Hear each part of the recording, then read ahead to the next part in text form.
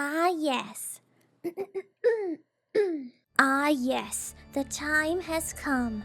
For too long, the so-called heroes have roamed freely, claiming glory, basking in the light of their victories, but no more.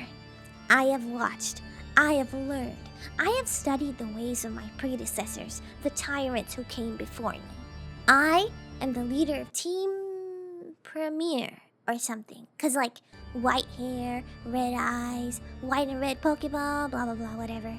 Name to be confirmed. And as the leader of Team Name to be confirmed, my mission is to hoard the rarest of the rare, to claim only the most dazzling, most radiant shiny Pokemon, and seal them within the most fitting of prisons. The Premier Ball. See? Full circle. And what heinous acts am I, a very unhinged villain, going to commit with my shiny Pokemon, you ask? Well, no good villain is complete without an unstoppable force at their side. So in honor of the villains that came before me, we're going to build a team of style, destruction, but mostly style, and each Pokemon in my team will represent a different villain boss's team from years past. Just as my predecessor Giovanni once assembled his Rainbow Rocket Empire, I shall carry forth his vision, solo, to form a team so fearsome, so devastating, that even the so-called champions would tremble in their cute little booties. Boots. I meant boots, but also their booties. And while I'm at it, I'm going to rank every villain team against each other. Because what's a little peer review among nefarious colleagues, right? And how are they going to be ranked, you ask? Well, you can expect me to use some very rigorous metrics like threat level to the game world, complexity of their motives, leadership charisma, maybe some cross-media anime manga analysis. Nah, they're being ranked based on vibes. You've been warned. Now, I'm not including these people, and here's why. They're not part of any actual villain team. If there's no team in your branding, you don't make the cut. I don't make the rules. Actually, I do, but that's why I'm saying this. And disclaimer, this is all just for fun, and of course everyone's free to have their own perspective, and I'll totally respect that, unless you're about to tell me Team Rocket isn't S tier. And if you deny this very objective fact, click out of this video right now. I'm warning ya right now. You're gonna get real mad. Yeah, we're taking it back to the OGs, the original gangsters, with Team Rocket and their boss Giovanni. Team Rocket is literally the standard, so of course they're S tier. In fact, they're triple S tier. Am I misguided by nostalgia? Maybe, but because their schemes didn't rely on legendary Pokemon or world-ending stakes like a lot of the other villains did, they actually feel more grounded and realistic, which makes them scary. Corporate greed, mafia, organized crime. Hello? Very real, very scary. Team Rocket is gritty, yet accessible for all ages. I mean, Jesse, James, and Meowth? The perfect combination of using comedy to lure kids to the dark side. At least, I think that's what they were doing. And Giovanni himself? He's hands down one of the most well-known bosses in Pokemon history. He's famous, he's popular. And not only that, he's so involved in the running of Team Rocket too, because in the Johto games, Giovanni's absence creates a power vacuum so bad that it leads to Team Rocket's collapse. And then years later, his return in Ultra Sun and Moon as the mastermind behind Rainbow Rocket is one of the most iconic villain comebacks in Pokemon history. Crime syndicate that steals and exploits Pokemon for profit and research? Check. Iconic presence across nearly every media? Check. Giovanni as a classic mob boss slickback? Check. They've earned their place in the Triple S tier. So which Pokemon are we shiny hunting for as the representative from Holy Giovanni's team? Shiny Nidoking. Why Nidoking out of all these base Pokemon from his roster, you ask? Maybe Persian would have been a more classic, mascotty choice, but have you seen its shiny? Or why not Rhydon, right? Well, it's for one very important reason. I like that shiny Nidoking is a fearsome beast, but is still this cute cornflower blue. A baby. But how do we even get shiny Nidoking? Well, it's a bit of a journey, and we're heading all the way back to BDSP. Yeah, you thought I was going to one of the older games? Ain't nobody got time for that. You can get both Nidoran and BDSP, but the odds are flipped depending on which version you have. You're more likely to encounter a man in Shining Pearl and a wool man in Brilliant Diamond. And which one do I have? Yay! So I'm no expert, but essentially there are a bunch of different ways you can shiny hunt in BDSP. I just chose a method that wouldn't make me puke blood. The Pokeradar method. What's that? For those of you who don't know, it's just when you encounter and catch the same species of Pokemon using the Pokeradar. The best odds for a shiny to appear are 1 in 99, and it comes after you reach a chain of 40. But most experts, i.e. people who are smarter at math than me, say that getting to 17 is good enough because your chain can break at any time. And 17 is the optimal number to reach. But when you're unlucky, this happens even before you reach 17. Many times. No way. Nope. What? And okay, I admit I also got a little sidetracked because Bidoof also spawned here and I'm so sorry, baby. Mang mang mang mang mang mang mang mang.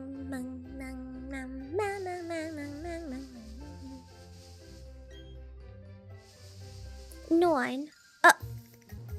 What? Is this real life? What? What? Isa Bidoof. I'm in shock still. Kobe. Whoa, that actually worked? Yeah, I got a shiny without even a chain. Pretty cool. So I phased on Bidoof 2 times. I named the first one food, because doof backwards is food, and I was hungry. And for the second one, because it was literally 3 a.m. when I got it, I named it the sound my brain was making while I was staring in shock at the sparkly bush. And then out of nowhere, when I least expected it, this happened.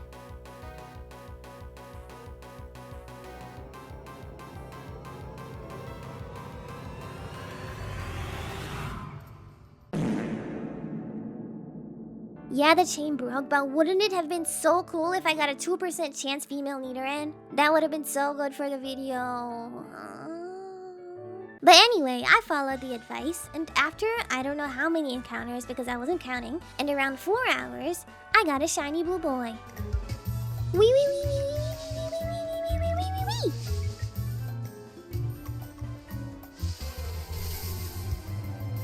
He's blue! Yay!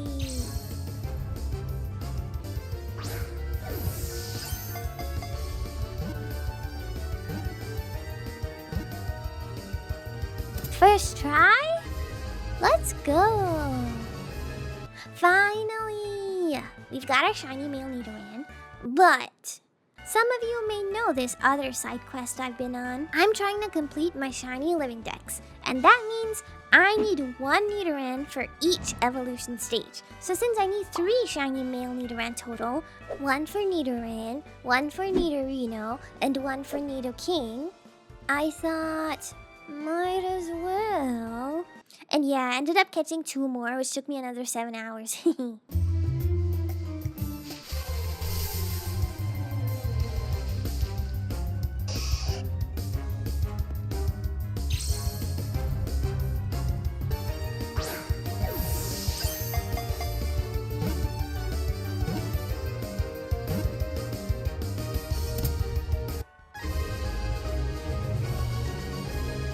So all I had left to do was to evolve 2 of the Nidoran into Nidorino, which is easy enough since they evolve at level 16.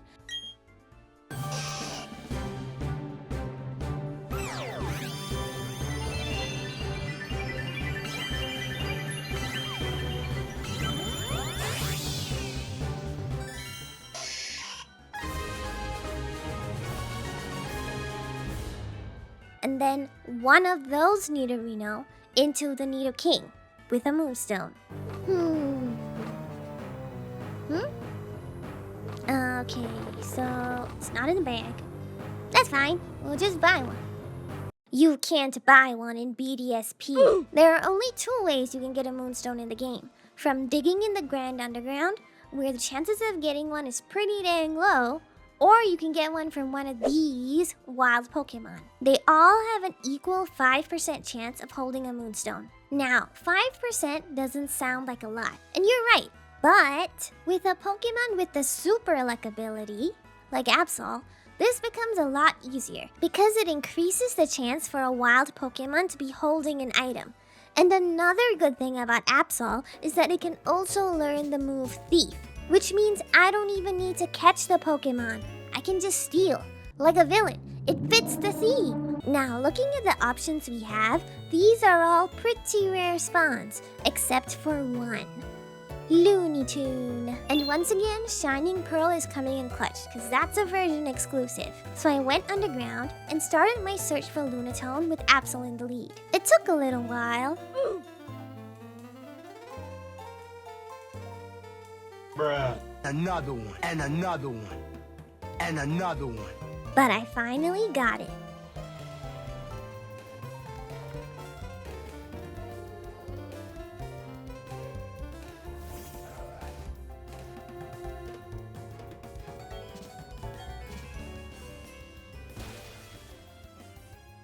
We got the moonstone. What? Finally. Robert De Niro is evolving.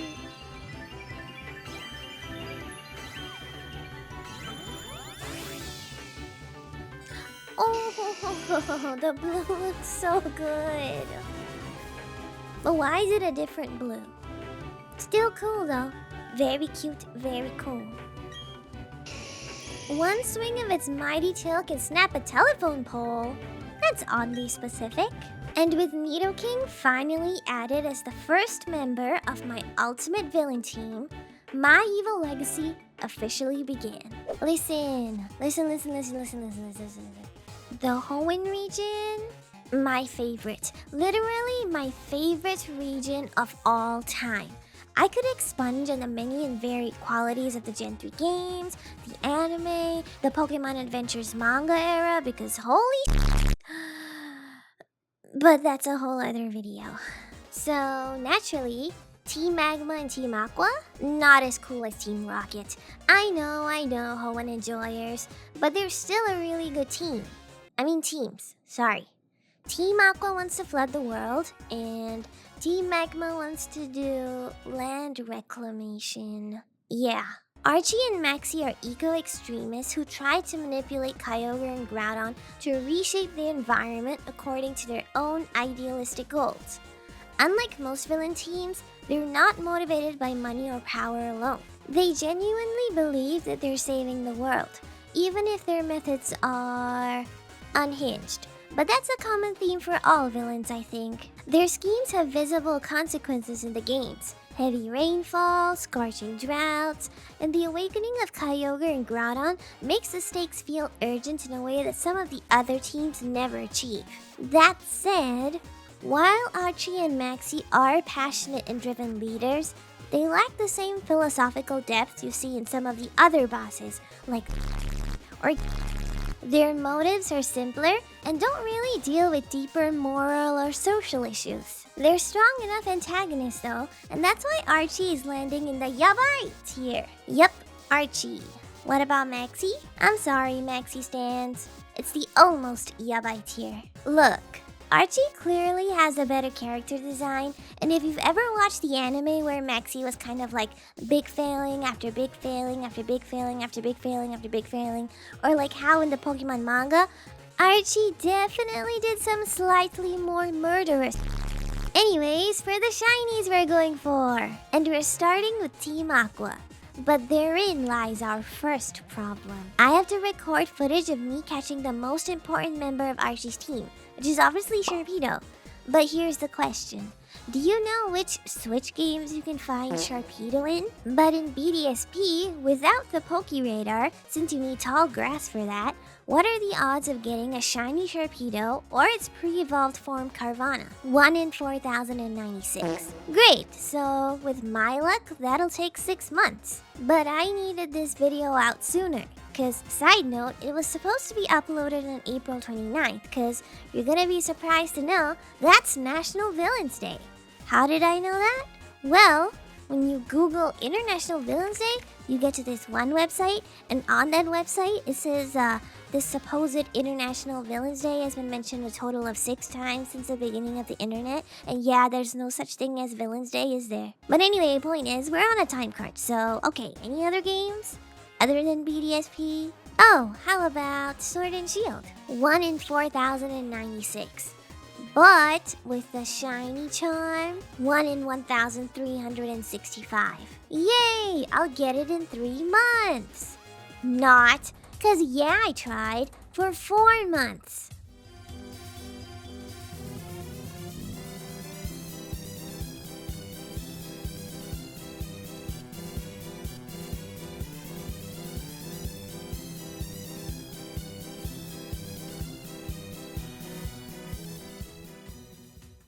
So I've spent a quarter of a year hunting this one shark and still no bite? And there was no telling when I would reel it in? Huh? What'd you say? Masuda method? Me? Never. Anyways, it couldn't go on like this. I needed better odds. So what method has the best shiny odds for shiny hunting certain water-type Pokemon? Chain fishing. Ooh, what's that? Basically, chain fishing is a shiny hunting method introduced in Pokemon X and Y. What you do is you fish over and over in the same spot without breaking your streak. Normally, your shiny odds are 1 in 4,096, but by chain fishing, after a chain of 20, you can push that to as good as 1 in 100, as long as you don't miss a bite, reel in too slow, move from your spot, or have this message pop up. But which games let you chain fish for a shiny Carvana or Sharpedo? Pause. Alpha Sapphire? No way, cause you see, I've got a copy of Alpha Sapphire. Getting a shiny Sharpedo for Archie in the region he's from would be so poetic. Plus, the shiny odds are 1 in 100? Perfect, right? Now, I'm sure you would have noticed by now, but I'm a small channel. And when I say small, I mean small. And small channels like me are not monetized. Why am I bringing this up, you ask? Well, how does a girl with a banged up negative $12 gaming laptop somehow record gameplay on the 3DS? What you say? A 3DS with a capture card? Psh, please. Do you know how expensive those are? DiviQ funds? Where? And so, do you know what your options are when you're on a criminally low budget? Pun intended. We've got 2 options. 1, an emulator. But on my self-imposed rules, I only want to do hunts on my original game and hardware. It's gotta be an authentic experience for me. I'm sorry. Another option is, you take your phone, point it at your screen, and record your gameplay. Sounds like an okay idea, right? But when you take this kind of footage... Dang it. But there's a secret third option. I googled it, and lo and behold, all you need is a 3DS and a working computer, which hey, I have that, kind of. You can kind of sort of stream your game directly to your PC for free, but this kept happening over and over, because no matter how fast I press the A button, the signal either didn't get sent over fast enough through the stream, or it didn't get sent over at all. And when it finally, after hours of trying, reached a chain of 17, so close to 20, this happened.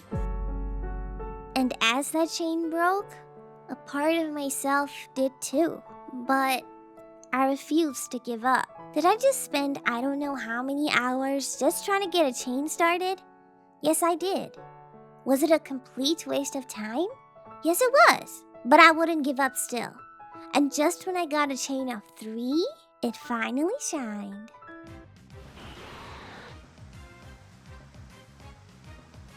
Wait, it's a shiny! Huh? There's no sound?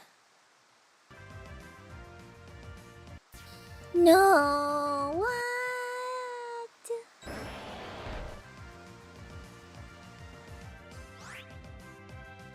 I finally got my shiny, but with this footage, it felt cruel.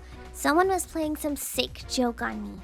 But hey, I should just be grateful we got our shiny Sharpedo, right? No, I'm not happy. So with a bit of movie magic,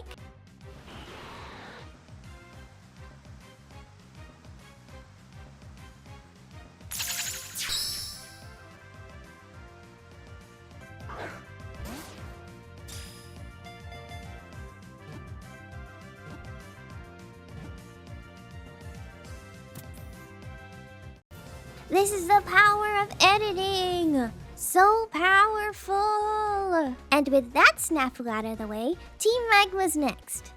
Maxie's main Pokemon is Camerupt, obviously, so I busted open my copy of Scarlet. Surprised?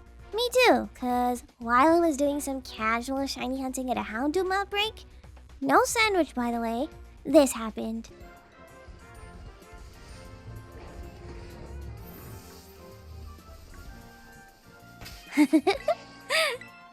I just like to be thorough and check behind me. And I am always rewarded for it. She evolved. She got bangs. I love her bangs. Moo! I love this shiny. Boom! Camerupt. And we move on to Gen 4. Team Galactic! They aren't just your average Pokemon stealing street gang. Under the cold and calculated leadership of Cyrus, Galactic wanted to dismantle the entire universe. And of all the bosses, Cyrus is easily one of the most unsettling. Unlike someone like Giovanni, who's driven by greed and power, Cyrus is an emotional sociopath and a complete nihilist. He wants to unmake creation itself. The scariest part is that he's not angry.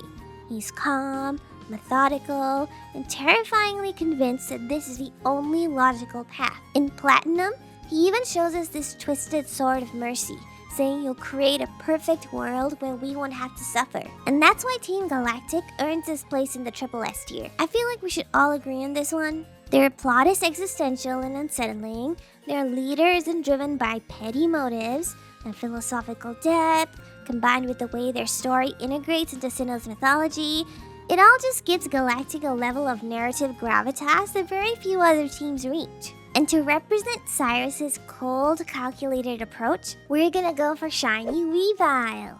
Get it? Cause it's cold? Ice type? And cold, you see? There are so many games we can have the Shiny Sneasel in. And, wow, look! A Sneasel outbreak! What a coincidence!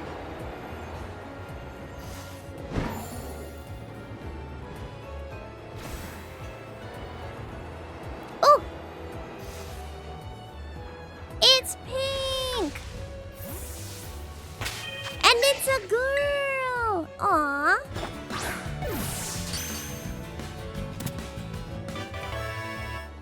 Our little girl's evolving. Oh, I love the shiny though. Yeah! Pink and yellow, pink and yellow. So we got him. But, hey, hi. Actually, before we move on, can I take like a quick moment to like thank you guys for watching my first video, which was like 5 months ago. I never expected like all the likes and the kind comments on my first ever proper video, and I can't believe you guys got me to like 400 subs already. If you haven't yet, I would love it if you could like consider subscribing, and maybe we can hit like 450 with this one. I appreciate the support and I'll work really hard. I'll even get a 3DS with a capture card. Okay, enough of the mushy stuff. Back to the video. Okay, I'm gonna go right ahead and say it. Team Plasma is freaking awesome. If I was a grunt, I'd want to be in Team Plasma. They're one of the most fascinating and morally complex villain groups in Pokemon history. On the surface, they come off as noble activists, fighting for the liberation of Pokemon from their human oppressors, trainers. Team Plasma's genius lies in how believable their platform is. Their liberation speeches resonate with NPCs and even gym leaders in the game world. You actually see townspeople debating if keeping Pokemon in their Pokeballs is ethical. something no other villain team has ever managed to do. Their rhetoric is so convincing that even as a player, you might stop for a second and think, wait, are they actually right? Am I the bad guy here? They're not just a threat to you, Nova, they're a threat to your conscience. But under all that idealism lies corruption. Their whole Free the Pokemon movement is just a smokescreen for their true agenda. N is the face of Team Plasma and the tragic heart of their story. He grew up in total isolation from humans and was manipulated into believing humans are inherently cruel to Pokemon. As the player, you're repeatedly challenged by N, and each encounter feels more personal as he starts to question everything he's been taught. He's not evil, just naive, and you haters better back off. His character development is one of the best in Pokemon. But for all these reasons, N, you are not the father. I mean the villain. He's not the villain, but he could be the never mind. Now Ghetsis though. Man's a certified psychopath. We all agree, right? Ghetsis is a true mastermind of Team Plasma and one of the most ruthless villains in the entire franchise. He groomed N from childhood to become Plasma's figurehead and then planned to use N's emotional speeches to disarm trainers and confiscate their Pokemon, just so Ghetsis could rule unopposed. He's manipulative, power-hungry, and has no problem betraying his own son when N starts to develop independent thought. In the Pokemon Adventures manga, Ghetsis is somehow even worse. But no spoilers though. Not to mention that he has a name I keep messing up on while recording this. Ghetsis. Ghetsis is Pokemon. Ghetsis. Ghetsis. And speaking of names, which, not to go on a total tangent here, but did you know there's actually deeper meanings behind Ghetsis' and N's names? N's full name is Natural Harmonia Gropius, which, ignoring the unfortunate last name, sounds like he was born to be a JRPG final boss, but it also plays into his whole peaceful idealism vibe. It screams balance, nature, and harmony, because Natural Harmonia is his name. Now contrast that with Gropius Sr. Yeah, I'm gonna call him that because the vibe checks out. His full government name is Ghetsis Harmonia Gropius, and I'm no music expert, but the name Ghetsis is thought to combine the musical notes of G and Cis, which is just a fancy European way of saying C sharp. Those two notes together form a tritone, an interval so dissonant it was once called Diabolus in Musica in the 18th century. The devil in music, which is metal as hell. Even his battle theme leads into that. The timpani literally opens up on an unsettling tritone, and it's like the musical embodiment of chaos and manipulation. Why Game Freak so smart sometimes? I don't know. Aside from all of that though, one of the most shocking twists in Pokemon game history for me personally was that after beating the Elite Four, N's castle literally rises from the underground and engulfs the Pokemon League. Suddenly, you're in the enemy's domain, surrounded by Plasma Sages and forced into an epic showdown. In Black 2 and White 2, 2 years after Team Plasma's defeat, they've splintered into two factions. This civil war adds an extra layer of realism to the game because organizations, evil or otherwise, don't usually dissolve neatly. Team Plasma isn't just your average bad guys being bad situation, they've got layers. Their story is everything I would ever need in a compelling villain team. Also, they have Colress, peak design, peak personality, peak battle theme. I don't have to say anything else. Now, for the shiny. This is Ghetsis' team. Ghetsis'. This is his team. And I wanted to hunt for something cool. Something that matches the vibe of Ghetsis. Something I've never shiny hunted before. So obviously we're gonna go for Hydreigon. And speaking of Hydreigon, in Black and White, Ghetsis' Hydreigon is so powerful with a varied moveset that it can outright counter every single member of N's team with the right super effective moves, with Focus Blast, Surf, Dragon Pulse, and Fire Blast in his arsenal. And this means that Ghetsis was fully prepared to betray and crush his own son in battle if it came down to it. Now let's not overlook the fact that in Black 2 and White 2, Hydreigon can use Frustration, a move that hits harder the less a Pokemon likes its trainer. Ghetsis' Hydreigon is using Frustration at max power, which means it has zero friendship. It straight up hates him. On top of that, it's holding a Life Orb, meaning Ghetsis is willingly damaging his own ace just to turn it into an even more dangerous weapon. I love this game. So for all these reasons and more, Team Plasma is going #1 on the charts. Peak. Getsus was born to be an antagonist, the personification of villainous aura. As a budding villain myself, I wouldn't dare breathe the same air as this guy. But also I kinda wanna. So, with all that in mind, I had one goal. Get myself a shiny Hydreigon worthy of Getsus himself. And because I did the hunting all out of order, my hunt for Zweilous, Hydreigon's pre-evolution, was actually the first shiny hunt I did on my new Switch too. I wanted to see how long it would take for a shiny to spawn in Area 0 without any sandwich boost and... Oh. No! You dog, you! Digga dow. Nice. Oh, crit! So... Anyway, oh.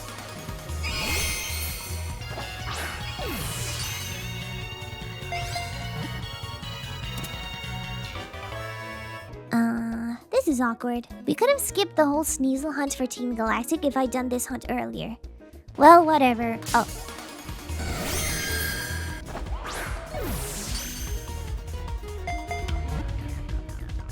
Finally, Espeon is Epeon. That was 3 shinies in under an hour. And yeah, so what if maybe I spent a little bit longer than I had to admiring a sleeping roaring moon?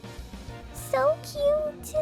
But none of them were Zweilous. So I stocked up on Premier Balls and prepared myself for what I knew would be a long, painful grind. Because let's face it, if we're hunting for the ace of one of Pokemon's most sadistic villains, it's only fitting that the shiny odds torment me too. This isn't the kind of Pokemon you can just trip over in the wild. Oh, finally! Well, it's not taking that long. It's been 2 minutes since the Espeon. 2 whole minutes! Oh my god! Wow!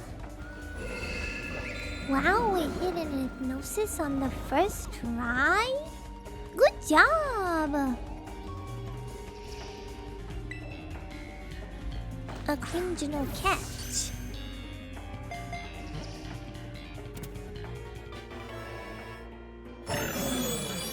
We will.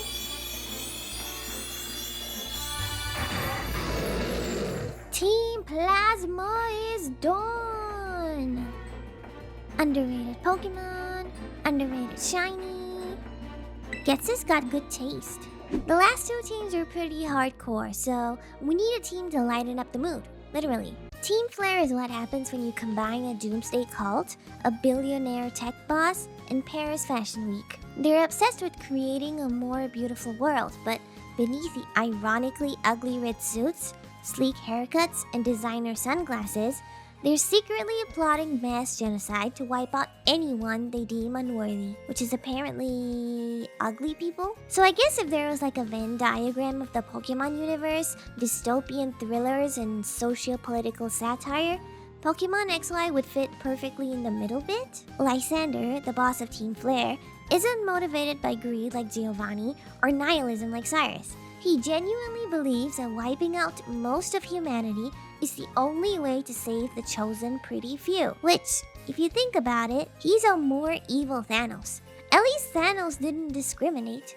kinda. Or actually, for my fellow weebs and or otaku out there, Lysander is an inherently evil 40-plus-year-old Tsukasa who never had the power of friendship and science to help him work through his issues. The confrontation with Lysander during the final battle is emotionally heavy. The moment where Lysander refuses to back down, even as everything collapses around him, he doesn't retreat. There's no redemption arc here, which is especially sad because depending on how you interpret the end of his storyline in the game, the anime, and the manga... Okay, no spoilers. But anyway, while Lysander is kind of a powerful presence, like seriously, I think the dude is like 7'3". Whoa, they're all shirtless for some reason. Except for Pierre's. He's in a crop top. That guy values his modesty, I guess. Wait, Silver?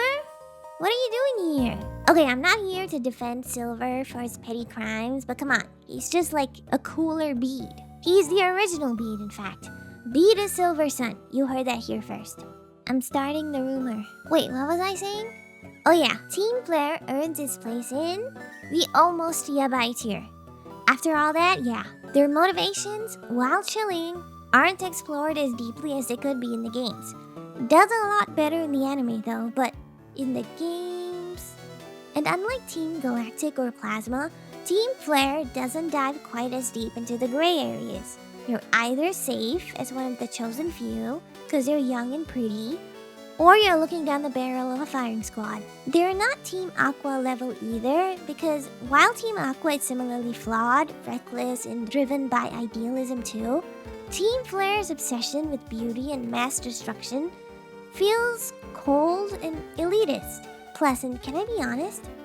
Team Aqua's pirate energy just hits different for me. Look, don't say I didn't warn you that this is gonna be a ranking mostly based on vibes. I said it at the start of the video. I literally said it.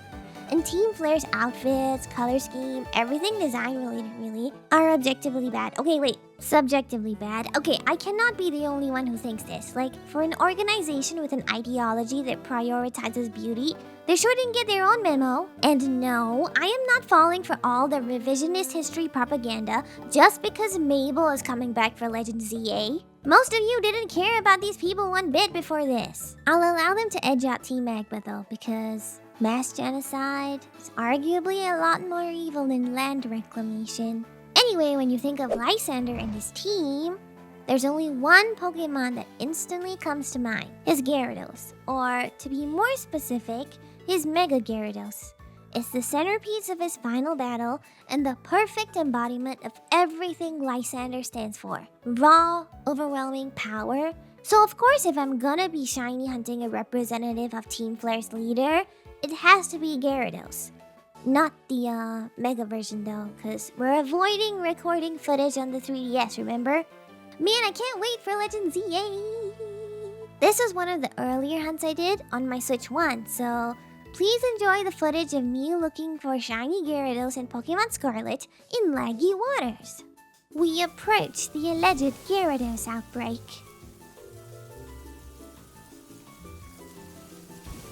Where is it? Is this it? Barely any Gyarados. Oh! Ooh, huh? The gap in the rocks? Ooh, but that's a lot of spawns though. Wow.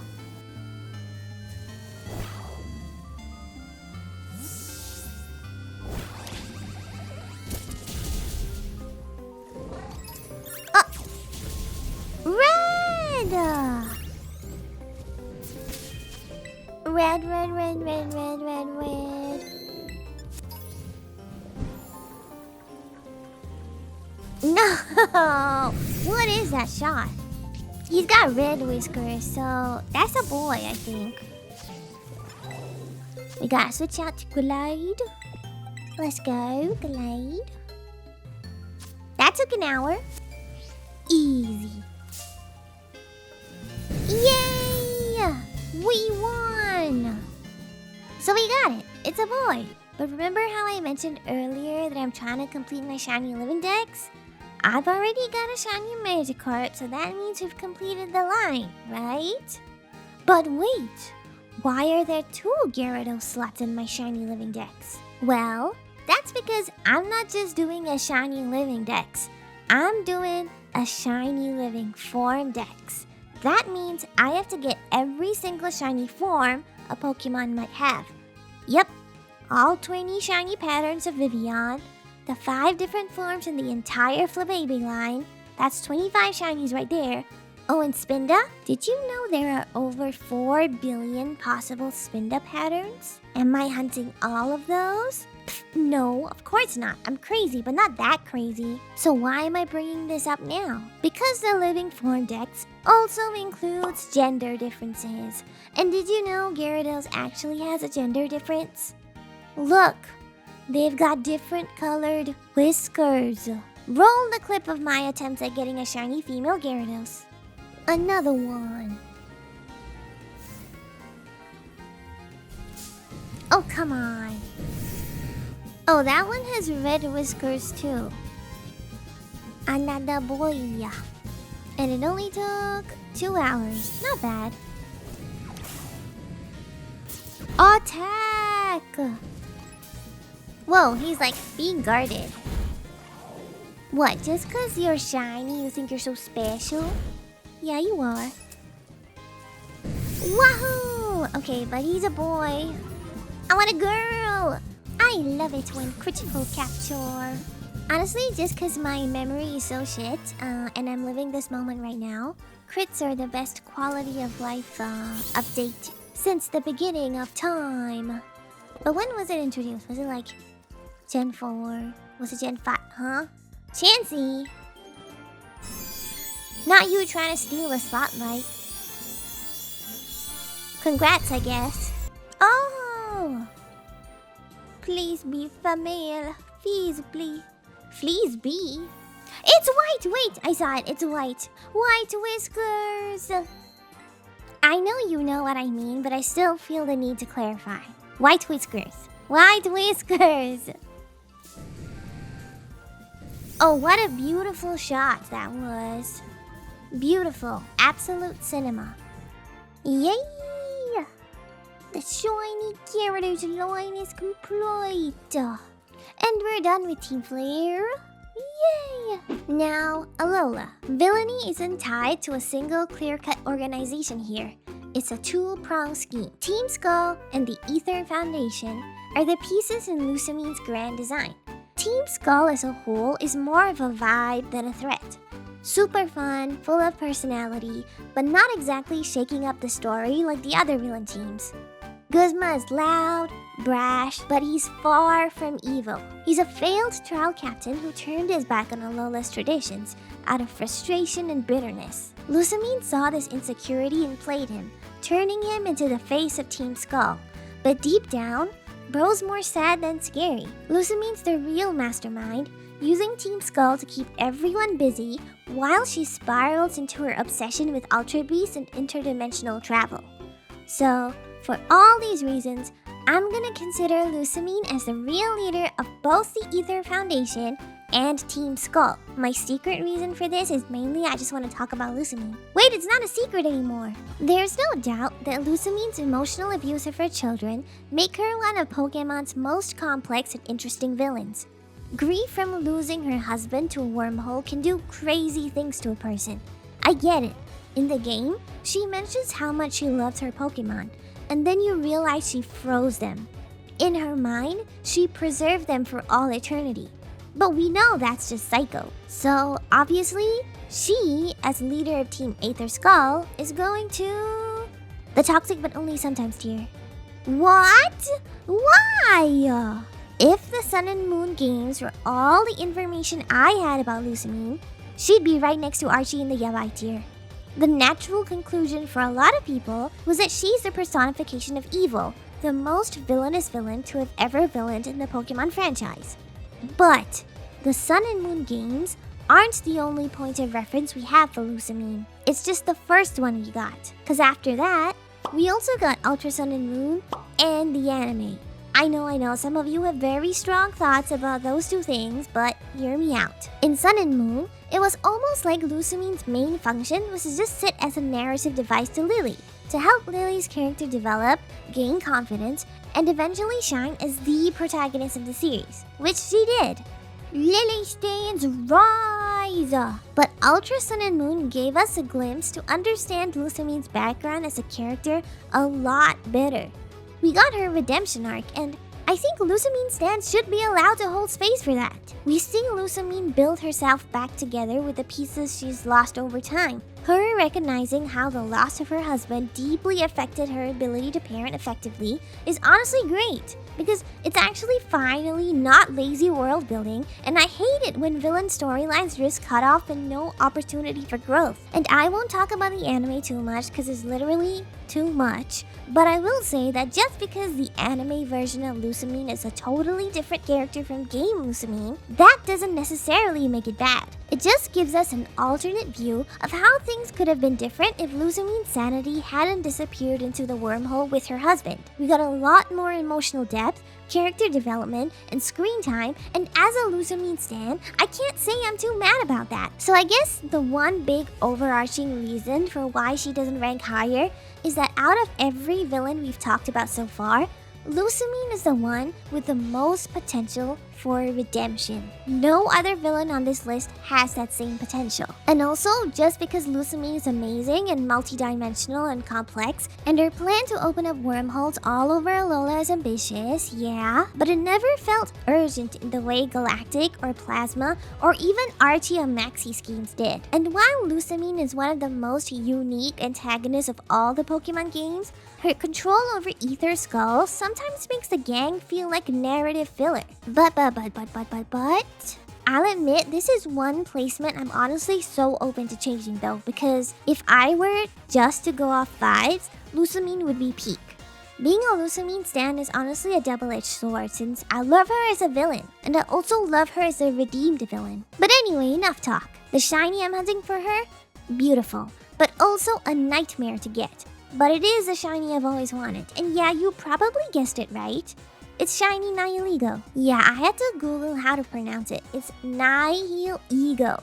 Nihil means nothing, and the ego in philosophy is self-identity, so its name means no sense of self, which kind of makes sense, because what is a parasite without its host? You can get shiny Nihi in Dynamax Adventures from the Crown Tundra DLC. That meant I didn't have to hunt this on my copy of Ultra Moon and suffer through another glitchy shiny encounter experience. The base odds of finding a shiny in Dynamax Adventures is 1 in 300, and with the shiny charm, it's 1 in 100. That's great odds, but a full DA run takes about 15 minutes, and man, when I say this one took a while, despite the great odds, it really took a while. This hunt took me more than 50 hours. For those odds, that's a pretty long time. Not as long as the next one did, but it did get to a point where I was falling asleep doing DA solo. It was so brutal that it even pushed me, a chaotic introvert, to start streaming to distract myself while I suffered through the monotony. And now I love shiny hunting while talking to you guys, so hey, maybe come join the gang and keep us company while we do more shiny hunts together. Link in the description. But anyway, remember those shiny odds? 1 in 100. I did 192 DAs. With 4 Pokemon encountered per DA, on average, I should have gotten a shiny every 25 DAs. But I didn't get a single shiny. I'm not just talking about Nihilego. I mean, I didn't get anything for almost 200 runs. I'm not good at math, but I'm pretty sure that meant I was supposed to get 8 shinies in that time. Is that true?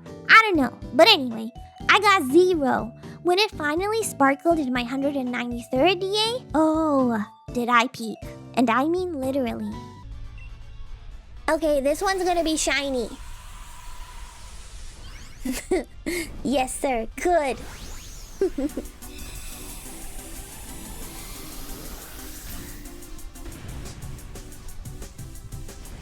This one's gonna be shiny.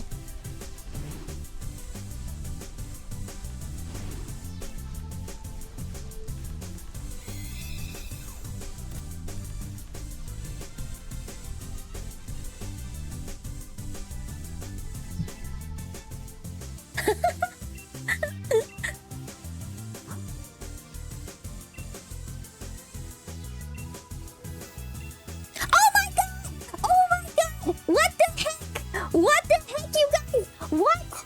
Listen, I'm new to this streaming thing, so sue me for not knowing how to set up a mic properly to stop it from peaking when I yell.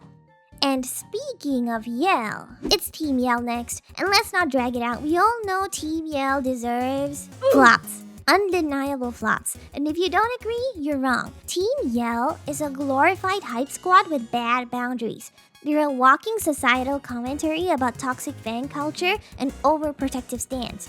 Their entire existence revolves around one thing, Marnie's supremacy, which okay, fair, but their antics feel like filler content, and their lack of real narrative weight drags them straight into the flop tier. Ironically, Team Yell's only moment of competence is helping you infiltrate Rose Tower, but even that feels like an awkward redemption attempt, which they didn't even need in the first place, because they're not actually villains. They're not trying to conquer Galar or blow up the wild area.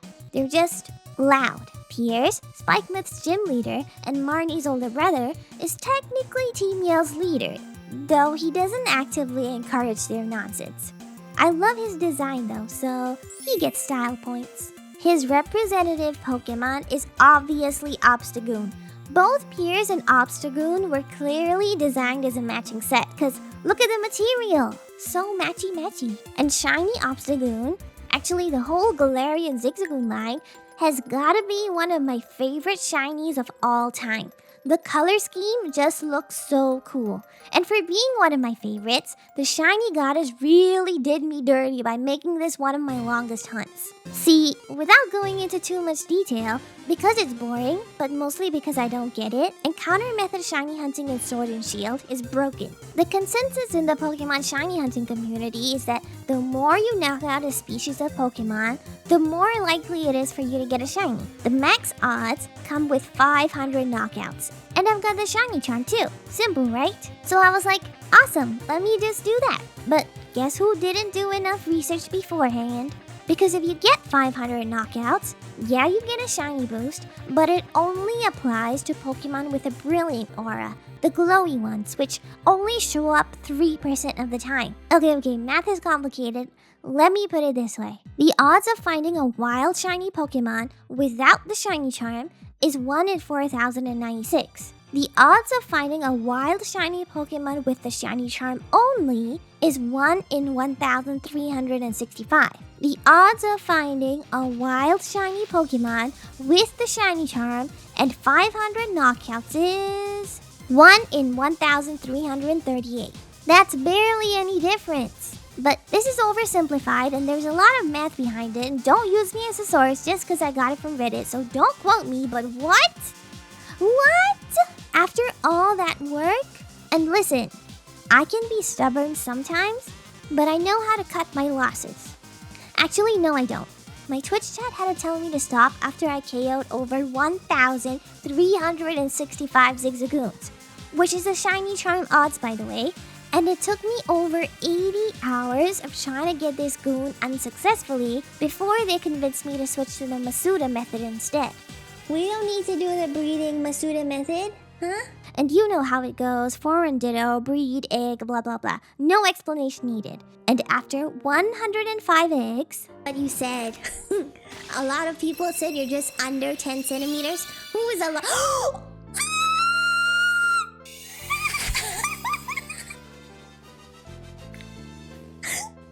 Let's go! I think I broke the sound barrier. Bye chat, bye, ending stream now.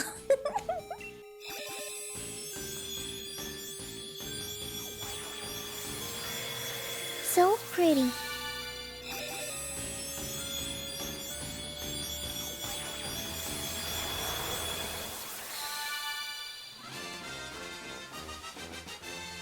And you know what? Just for how amazing the shiny looks, we're bringing Team Yell up to... Yeah, I'm just kidding. There's no way Team Yell deserves anything more than flop tier. And finally, our last villain team. Team Star is Pokemon's attempt at Rockstar's 2005 hit game Bully, but make it PG and a villain group. And don't get me wrong, I picked up what they were putting down. I appreciate that they're a bunch of kids who got tired of bullies, dropped out of class, and started fighting back against oppression. But just having a motive does not a villain team make. They're just misunderstood kids who lashed out because of systemic failures at the academy. It's a cry for help. At their core, Team Star just wants to be heard. Their stunts and battles are cries for attention after being ignored and ostracized by the adults around them. It's a sweet story actually, but that's why, as villains, they barely stand out. I did like that they kind of fleshed out the backstory for the squad bosses though. That was a nice touch. And They're colorful characters with memorable personalities, but again, none of them have the weight of a true villain. And Penny, the actual ringleader of the whole operation, was secretly trying to disband Team Star from the inside the whole time since the start of the game. Overall, the low stakes and absence of any real threat make them feel more like a recess side quest than the life or death style of villainy we see in other games. So where do we place Team Star and Penny on this tier list? No dramatic pause needed, we all knew it was gonna be the flop tier. Yeah, cozily right next to Team Yell. That was kinda obvious, huh? And actually, I think Penny edges out Pierce by a little bit since that whole mysterious alter ego Cassiopeia thing was kinda cool. So, Penny's final Pokemon Sylveon is what we're hunting for to add to our team. And the shiny is really pretty, everyone knows that. And it was surprisingly easy to get a shiny Eevee, but, well, remember how I said that I was trying to complete my shiny living dex, blah blah blah. So let's get 9 more.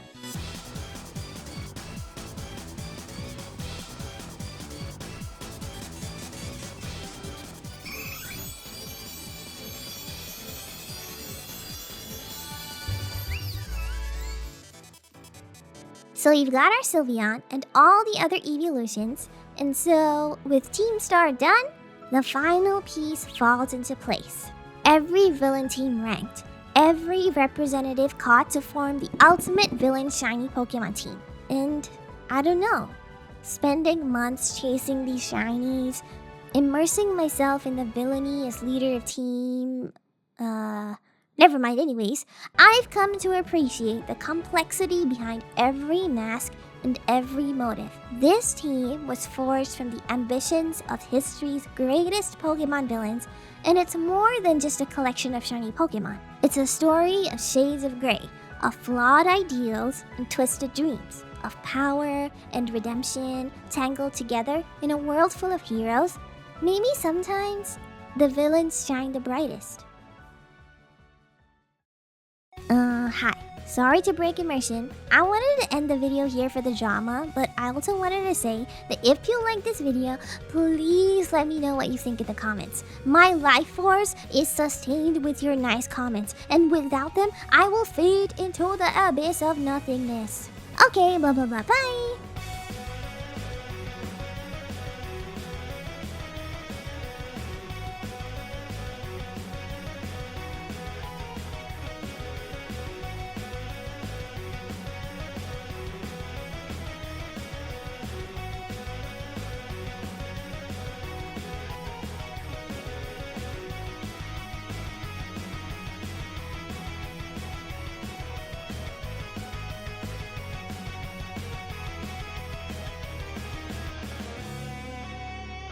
Okay, this is the part of the video that only like me and 3 other people will watch, so can I just take like a few seconds to... There. Now I'm satisfied.